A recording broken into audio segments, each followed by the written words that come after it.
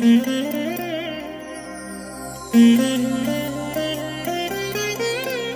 దినం పరము నుండి దిగివచ్చు మాట. ఇది నీ జీవితానికి వెలుగుల బాట. నీ ఒడిలో ఉంచబడిన దీవెనల మూట, అద్భుతాల ఆనంద ఊట. ఏప్రిల్ 12 ఉదయం మొదటి సమూయేలు 19, 20 మరియు 21 అధ్యాయములు. సాయంత్రం లూకా సువార్త 11వ అధ్యాయము 29 నుండి 54వ వచనం వరకు. ప్రియమైన దేవుని బిడ్డలారా, ఈ ఉదయకాల సమయంలో ప్రభు యొక్క ప్రసన్నత మిమ్మలను ఆవరించునుగాక. ప్రియమైన వారులారా, ఎలా ఉన్నారు మీరు? బాగున్నారు కదూ? ఈ విధంగా ప్రొద్దున్నే మిమ్మలను దేవుని సన్నిధిలో కలుసుకోవడానికి ప్రభు ఈ విధమైన భాగ్యాన్ని నాకు ఇచ్చినందుకు నేను ప్రభుని స్తుతిస్తున్నాను.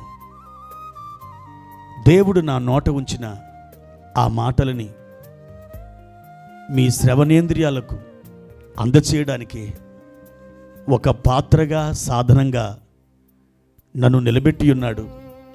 సమస్తము ఆయనకే మహిమ కలుగునుగాక.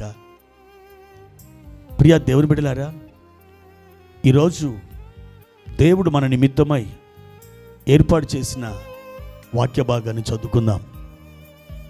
నిర్గమకాండము 4వ అధ్యాయము 2వ వచనం. యెహోవా, నీ చేతిలోనిది ఏమిటి అని అతన్ని అడిగాను. అందుకు అతడు కర్ర అనెను. భక్తుడైనటువంటి మోషేని దేవుడు అరణ్యములో సంధిస్తూ ఎన్నో సాకులు చెప్పిన ఆ మోషేకి దేవుడు అద్భుతమైన సమాధానాలు ఇస్తూ అతన్ని ఒప్పిస్తూ ఐగుప్తు దేశంలో బానిసలుగా ఉన్న తన ప్రజల యొద్దకు పంపించడానికి దేవుడు శతవిధాలుగా ప్రయత్నిస్తున్నాడు. చివరికి మోషేని అన్నాడు, మోషే, నీ చేతిలో ఏమున్నది అని అడిగాడు. అప్పుడు మోషే అన్నాడు, అయ్యా, ఇది కర్ర అన్నాడు. దేవునికి మోషే చేతిలో ఏమున్నదో తెలియదా? తెలుసు. మోషే దేవునితో మాట్లాడాలని దేవుని యొక్క ఆశయ ఉన్నది. ఎప్పుడైతే మోషే ఇది కర్ర అన్నాడో, ఆ కర్రను క్రింద పడేయి అన్నాడు. అది పాముగా మారింది. దాని తోకను పట్టుకున్నాడు. దాని తోకను పట్టుకున్నాడు. మరలా అది కర్రగా మారింది. ఆ కర్ర మోషే చేతిలో ఇప్పుడు అద్భుతాలు చేసే కర్రగా మారిపోయింది.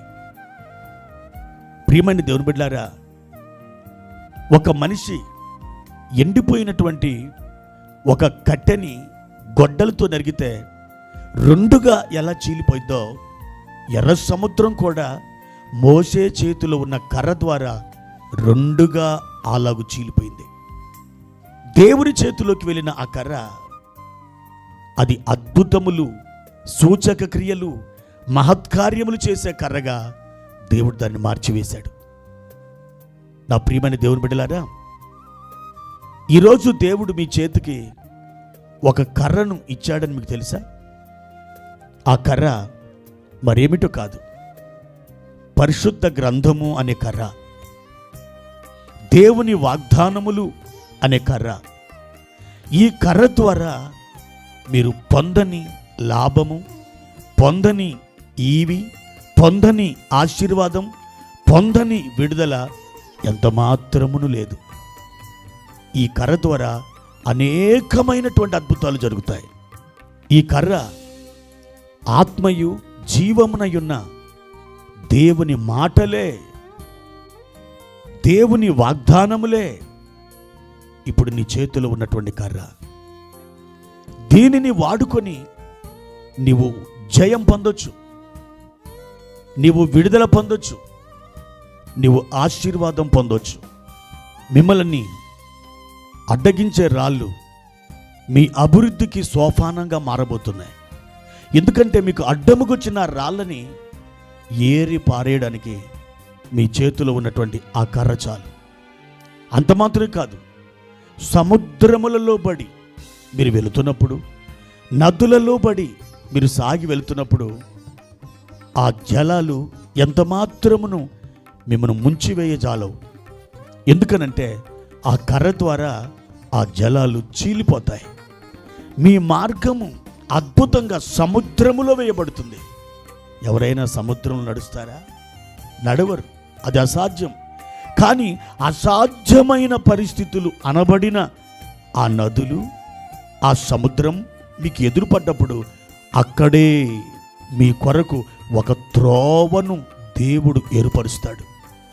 ఆ విధంగా మీరు దాన్ని జయించి ఆవలి తీరానికి వెళ్ళిపోతారు. ప్రియ దేవుని బిడ్డలారా, ఒకవేళ మీరు శాపములతో బాధపడుతున్నారా? ఆ శాపముల నుండి విడుదల పొందడానికి మీరు మీ చేతిలోని బైబిల్ గ్రంథం అనే కర్రను ఉపయోగించండి. ముఖ్యంగా ఈ వచనములను మీరు ఎత్తిపట్టి పోరాడండి, ప్రార్థించండి. శాపములు మీ నుండి దూరముగా పారిపోతాయి. ద్వితీయోపదేశకాండం 23వ అధ్యాయము 5వ వచనం, నెహెమ్యా గ్రంథం 13వ అధ్యాయము 2వ వచనం, గలతీయులకు రాసిన పత్రిక 3వ అధ్యాయము 13వ వచనం, ప్రకటన 22:3. ఈ వాగ్దానాలని మీరు ఎత్తిపట్టి మీరు పోరాడండి. తప్పకుండా మీ శాపం ఆశీర్వాదంగా మార్చబడుతుంది.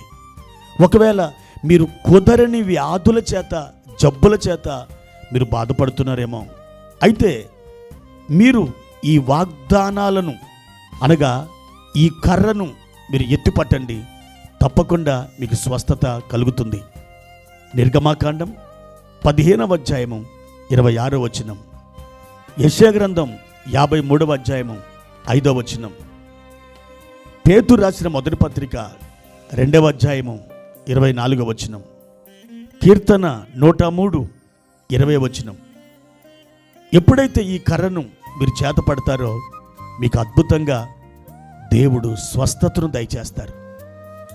ఒకవేళ మీ మీద అపవాది దాడి చేస్తున్నాడా?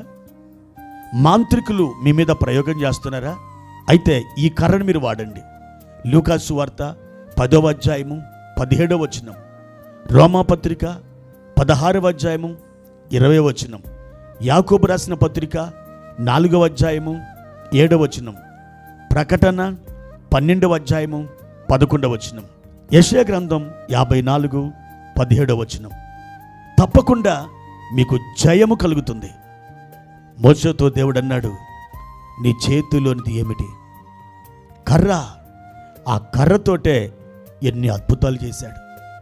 బండల్లో నుండి నీళ్ళు వచ్చినాయి, ఎర్ర సముద్రం పాయలైపోయింది, ఆకాశం నుండి మన్నా కురిసింది. ఎన్ని అద్భుతాలు! కొండ మీదకి వెళ్ళి మోసే కర్ర పైకెత్తినప్పుడు, ఆ చేతిని పైకెత్తినప్పుడు అమాలేకీయులు ఓడిపోయారు. మీరు కూడా మీ చేతిలో ఉన్న ఆ కర్రను నిరంతరం వాడండి. అద్భుతమైన జయముతో మీరు నింపబడతారు. దేవుడు మిమ్మల్ని ఆశీర్వదించును గాక. ప్రార్థన. ప్రేమ కలిగిన తండ్రి, మీ ఘనమైన నామానికి వందనాలు. ఈ ఉదయకాల సమయంలో మీరు మా చేతికిచ్చిన ఈ అద్భుతమైన కర్రను బట్టి వందనాలు. ఈ వాగ్దానాలు లేదా ఆత్మయు జీవమునై ఉన్న మీ మాటలు అనే ఈ కర్రను మేము నిత్యము వాడుతూ సమస్త పరిస్థితుల మీద జయము కలిగి ఉండడానికి సహాయము చేయమని అడుగుచుంటున్నాం. మా తండ్రి, మా ప్రియులను ఒక్కసారి జ్ఞాపకం చేసుకొని మీరు దీవించి బలపరచుమని యేసు నామములో అడిగి వేడుకుంటున్నాము తండ్రి. ఆమెన్.